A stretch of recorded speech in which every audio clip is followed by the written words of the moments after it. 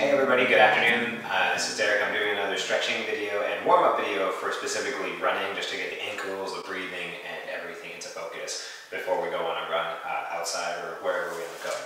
So first up, we're going to come down to the ground. We're going to do just a little bit of breath work to get us moving. You're going to take one hand on your ribs, one hand down on your belly, and we're just going to try to expand our lungs and open up their capacity, kind of give them a little warning of what's to come. So breathe in deep through the nose and exhale out through the mouth. Your goal on this one is to breathe past your first hand on your ribs and into primarily the bottom hand that's on your belly. Using your diaphragm to expand, trying to expand almost all the way down to your hips. Breathe in deep.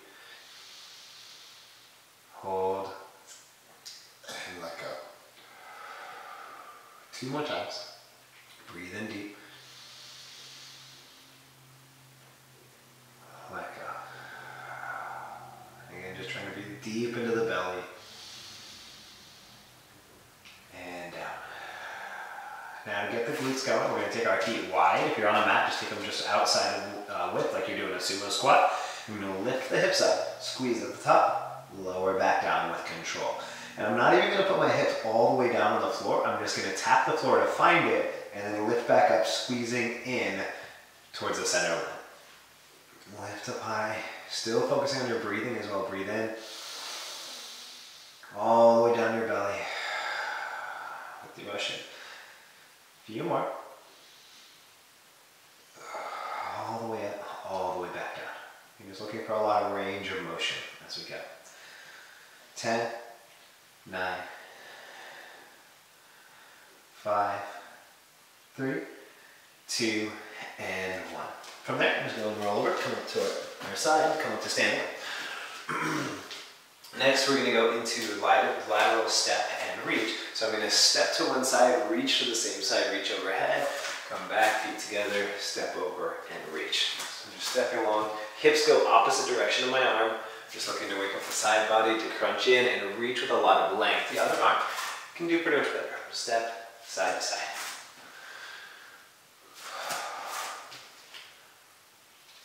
Think length, think height, think reaching through the back heel. I'll put that loop behind. I'm pushing into my heel as I reach the opposite way. 10 more seconds. A little bit faster.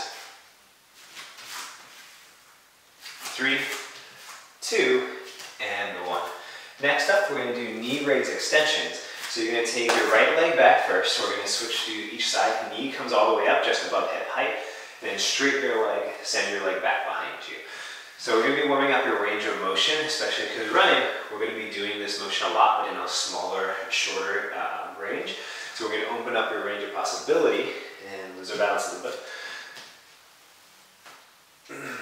And again, we're just bringing light, we're bringing a little bit of heat, and we're telling the body, hey, these are the motions that we're going to be using, as well as the side-to-side stuff is helping to say all the supporting muscles that are on the outsides, you still have to do work too.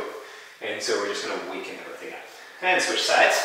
Left leg back now. So left knee drives up. Chest stays tall as I reach my heel back behind me. I'm going to lean over a little bit, but I'm really just trying to open up my hip out in front. And reach, lift, and reach. 10 more seconds. If you can, you're even just keeping the foot floating the whole time. It'll bring a lot more stability into your bottom knee as my knee pushes out slightly. 5, 3, 2, and 1. And now to add a little bit of marching, we're going to twist. Knee comes to opposite elbow. And think about your knee reaching up all the way to your elbow, not your elbow down towards your knee. Twist and twist. And start to add a little bit more speed to it, a little bit of a skip. Again, just to start warming us up. It's kind of, think about like you're walking or you're jogging before you get into your full-on running pace. You kind of gaze in a little bit, especially if you come from sitting down all day or whatever, just to warm everything up. No surprises for the body. It's going to know what's happening.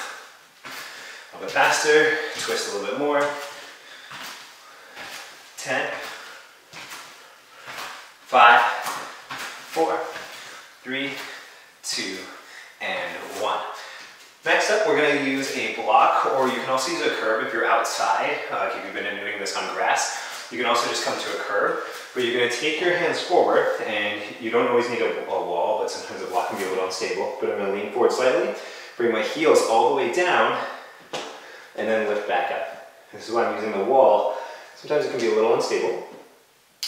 And now what I'm thinking about is I'm taking my heels down below the edge of the block, getting a little bit of stretch there, and reaching up high onto my tippy toes as I come down. I'm also trying to be in control. It's very easy just to let my gravity take me down, but I want to try to go as slow as I can, but I'm in control of every inch of motion, especially on the way down. Gravity's not in control, I am, and so are you. Couple more. 5, 4, 3, 2, and 1. Go ahead and step on up. And then last but not least, our arms, our shoulders. When we run, I want our shoulders to be nice and loose. I'm going to take my elbows up and around in a big circle, but I'm going to think about my shoulders being light and relaxed as I lift up. And again, breathe deep. Stand up tall, reach through your chest, open body. Switch directions.